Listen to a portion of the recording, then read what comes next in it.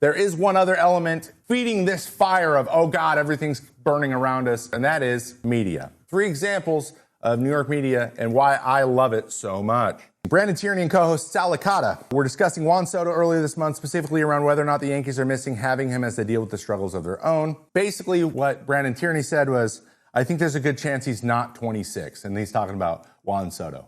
I don't think that's true. Those are types of questions that you'll be asked in a post-game interview. You'll be like, do you think Juan is actually 26? We had the rat and raccoon thing when I was there. I had to answer questions. I was answering questions about that 7 months later. And that could make focusing on what you're doing out there a little bit tough to do when you have to treat those questions as if they actually need to be answered. Additionally, Anthony Volpe has been getting absolutely decimated by the beat writers in the Yankees media. He's been blamed for a lot of things. He is second in the league with 17 errors. He has made some very key errors this year. You can tell he's really struggling. He seems to feel it. Basically, everyone's talking about like how long until Anthony Volpe is going to be benched.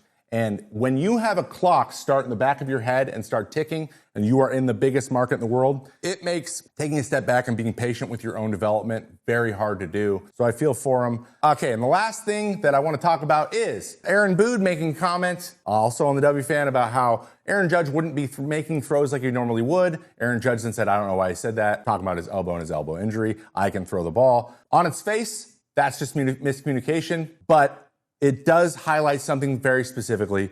Sometimes it's just about the idea that they don't talk to each other and there might be some conflict there, and not about the what is actually happening and is his elbow okay. You notice this story isn't about Aaron Judge and whether or not he can throw the ball. It's about whether or not there's drama in the clubhouse. It almost comes down to poor play, and just not executing isn't a good enough answer. There has to be something else, because there's no way just losing isn't what's happening, because we have a lot of rings. So